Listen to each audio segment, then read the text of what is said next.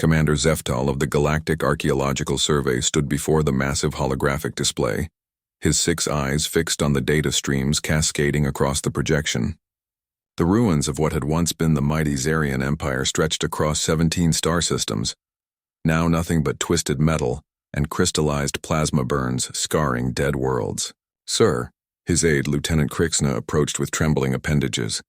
"The human delegation has arrived." Zeftal's stomach churned.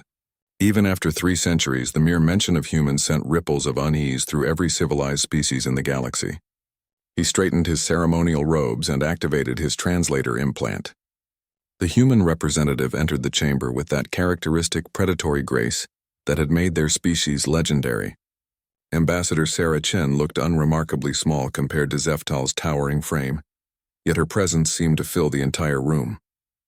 "Ambassador," Zeftal inclined his head respectfully. "Thank you for accepting our invitation to this archaeological survey." Chen's lips curved in what humans called a smile, an expression that still unnerved most galactic species, despite centuries of diplomatic contact. "Commander, I understand you've been studying the Zirion ruins." "Indeed." Zeftal gestured toward the holographic display. "We've been attempting to piece together what happened here. The destruction is comprehensive. Our dating methods suggest this occurred approximately 300 years ago." 307 years. 2 months and 16 days, Chen corrected softly. "But who's counting?" The precision of her answer made Zeftal's spine ridges tingle with apprehension.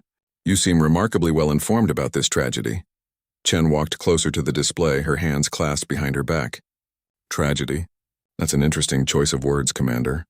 Zeftal activated another series of holographic reconstructions.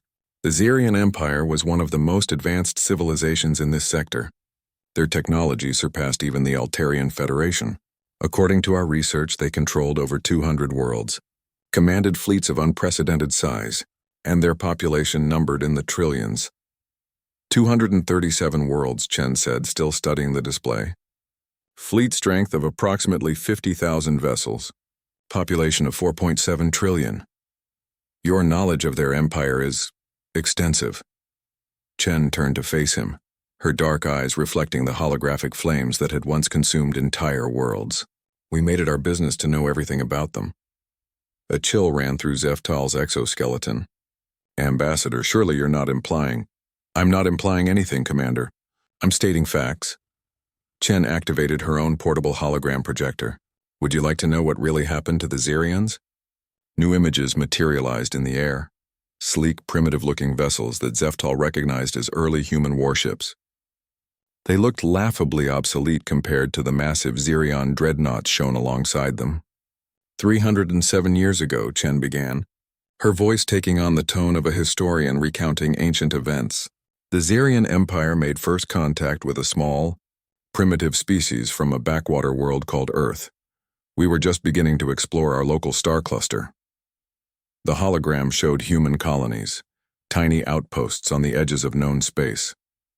The Zirians found us not amusing. We were so technologically inferior that they didn't even consider us a threat. They had protocols for dealing with primitive species. Standard procedure was to catalog them, establish minimal contact, and move on to more important matters.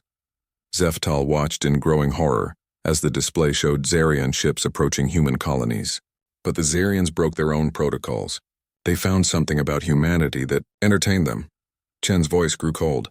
They discovered that humans formed unusually strong emotional attachments to their young. The hologram shifted to show human settlements, families, children playing in colonial courtyards. The Zirians had a different relationship with their offspring. Reproduction was clinical, communal. They couldn't understand why humans would risk everything to protect individual young. They found our parental instincts to be a fascinating psychological phenomenon worthy of study. Zeftal's stomach turned as he began to understand. They started taking human children. Not for slavery, not for food, not for any practical purpose. They took them to observe how human parents would react. They considered it scientific research into primitive emotional responses. The holographic display now showed Zirion research facilities. Inside the sterile chambers, human children in containment cells while white-coated Zirion scientists observed their behavior. They took them from 17 different colonies, 3,412 children, to be precise, ages ranging from infant to adolescent. Chen's voice remained perfectly steady, but something in her eyes had changed. The children were never harmed physically. The Xerians weren't cruel in the traditional sense. They simply didn't understand that what they were doing was monstrous. What happened next? Zeftal whispered, though he dreaded the answer. Humanity tried diplomatic channels first. We pleaded, we bargained, we offered everything we had. The Xerians were polite but dismissive. To them, we were laboratory animals complaining about experimental protocols. They promised to return the children once their research was complete. Chen paused, letting the silence stretch. The research was scheduled to last 50 years. Zeftal watched as the hologram showed the primitive human fleet, barely 1,000 ships, facing the mighty Xerian armada. What you're seeing in these ruins, Commander, is what happens when you take human children and refuse to give them back. Humanity didn't have superior technology. We didn't have vast fleets or ancient wisdom. We had something else entirely. The display showed the impossible. Human ships outnumbered 50 to 1, systematically destroying Xerian fleets. We had rage, Commander. Pure undiluted fury that burned hotter than any star. For 3 years, every human in the galaxy focused on one single objective: getting our children back and ensuring that no one would ever dare take them again. The hologram showed human forces sweeping through Xerian space with methodical precision. We didn't just defeat them militarily. We erased them completely. Their language, their culture, their technology, their very existence. We hunted down every Xerion in the galaxy and gave them a choice: exile beyond the galactic rim or death. But surely some survived. Our archaeological surveys suggest no survivors, Commander, not one. The few who chose exile were tracked down and eliminated within a decade.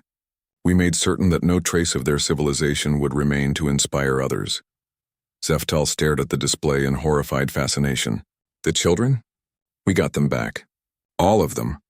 Alive and unharmed, just as the Xerians had promised. Chen's expression softened slightly. They're great-great-grandparents now, most of them. They lived full, happy lives surrounded by families who understood exactly how precious they were. The ambassador deactivated her hologram, and the chamber returned to showing the archaeological survey data. You asked what happened to the Xerions, Commander. They made the fatal error of believing that humanity's love for our children was a weakness to be studied, rather than a strength to be respected. They learned too late that there is nothing more dangerous in this galaxy than a species that will sacrifice everything for the next generation. Chen moved toward the exit, then paused. I trust this information will be helpful for your archaeological report. Though I should mention, the official Galactic Archives will record this as natural catastrophic event.